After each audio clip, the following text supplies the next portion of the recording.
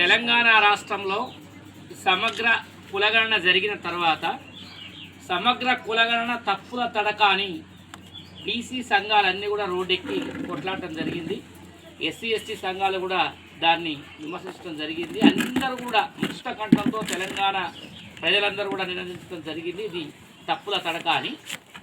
అటువంటి కులగణన సర్వే ద్వారా బీసీలకు 42% రిజర్వేషన్లు ఇస్తామని చెప్పేసి కామారెడ్డి డిక్లరేషన్లో కర్ణాటక ముఖ్యమంత్రి సిద్ధరామయ్య గారిని తీసుకొచ్చి రాహుల్ గాంధీ గారు, మదియాష్కి గౌడ్ గారు, రేవంత్ రెడ్డి గారు బీసీలకు హామీ ఇవ్వడం జరిగింది. 42% రిజర్వేషన్లు చట్టబద్ధమైన రిజర్వేషన్లు ఇస్తామని చెప్పింది. చట్టబద్ధమైన రిజర్వేషన్లు అంటే అసెంబ్లీలో చట్టం చేసి, పార్లమెంట్లో చట్టం చేసి, లేదా సుప్రీంకోర్టుకు పోయి రివ్యూ పిటిషన్ చేసి కోర్టు ద్వారా లేదా పార్లమెంటు ద్వారా చట్టం తీసుకొచ్చి ఇచ్చేటటువంటి రిజర్వేషన్లు అని చెప్పేసి దాని అర్థం.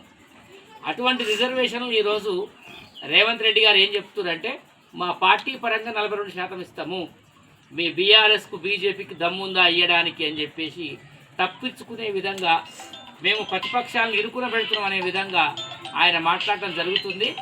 ఇది చాలా తప్పు. ముఖ్యమంత్రి గారికి తెలంగాణ బీసీ సంక్షేమ సంఘంగా మేమేం డిమాండ్ చేస్తున్నామంటే, ముఖ్యమంత్రి గారు మీకు, మీ ప్రతిపక్షాలకు, మీ మిత్రపక్ష పార్టీలకు మీకు అనేక సవాళ్ళు, ప్రతి సవాళ్ళు ఉండొచ్చు. అది కాదు ఇక్కడ మ్యాటర్. ఇక్కడ బీసీలకు 42% చట్టబద్ధమైన రిజర్వేషన్లు ఇవ్వాలి. ఇప్పుడు ఈ గ్రామం ఉంది, ఈ గ్రామంలో 3 పార్టీలు కూడా బీసీలకి టికెట్లు ఇస్తాయి. మళ్ళీ ఒక సూట్ కేసులో డబ్బులు పట్టుకొని ఎవరో ఒక పెద్ద రెడ్డి ఆయన్నో, వెలమాయన్నో, వలస వచ్చిన కమ్మాయన్నో, కోమటాయన్నో వస్తే ఓట్లు మొత్తం వాళ్ళు కొనుక్కొని పోయే ప్రమాదం ఉంది. కాబట్టి చట్టబద్ధమైన రిజర్వేషన్ల ద్వారానే పూర్తి స్థాయిలో సామాజిక న్యాయం అమలవుతుందనే విషయాన్ని మీరు గుర్తెరగాలి. ఆ విధంగానే రిజర్వేషన్లు అమలు చేయాలని చెప్పి మేము డిమాండ్ చేస్తూ ఉన్నాం.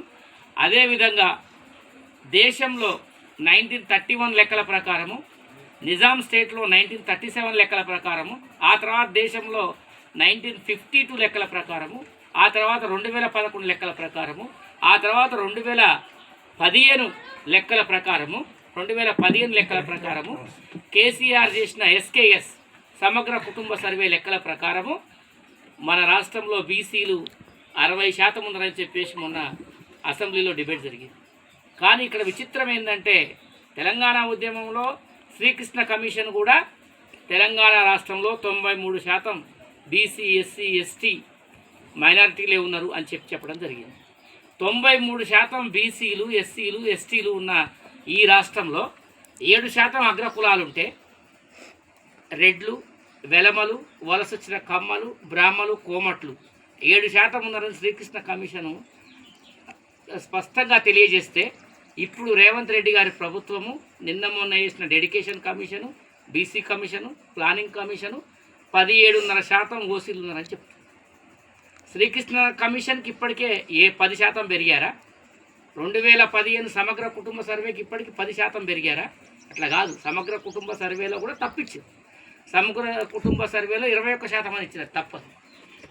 ఈడబ్ల్యూఎస్ రిజర్వేషన్లతోటి దుర్మార్గంగా, అక్రమంగా మా ఉద్యోగాలని, మా విద్యా అవకాశాలని దోచుకుంటున్నటువంటి అగ్రకులాలు వాటిని క్రమబద్ధీకరించుకోవడం కోసమే ఈరోజు అగ్రకుల పేదలు, అగ్రకులాలు 17% ఉందని చెప్పడం జరుగుతుంది.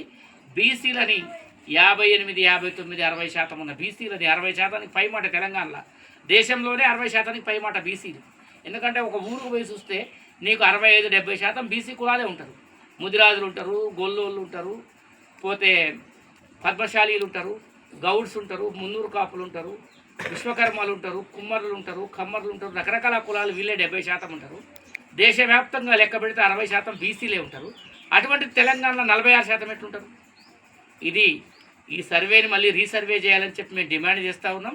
గతంలో బీహార్లో కూడా ఒకసారి సర్వే మొదలుపెట్టిన తర్వాత 80% సర్వే అయిపోయాక హిందూ సేన జాతీయ అధ్యక్షుడు విష్ణుగుప్తా అనేట ఆయన సుప్రీంకోర్టులో కేసేస్తే మళ్ళీ దాన్ని ఎంపరికల్ డేటా చేయమని చెప్పి సుప్రీంకోర్టు చేస్తే రీసర్వే చేసిర్రు. అదేవిధంగా తెలంగాణలో కూడా రీసర్వే చేయాలని చెప్పి మేము డిమాండ్ చేస్తూ ఉన్నాం.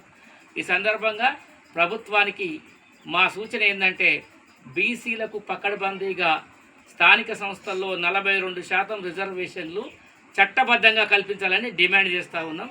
జై బీసీ, జై జై బీసీ, బీసీల ఐక్యత.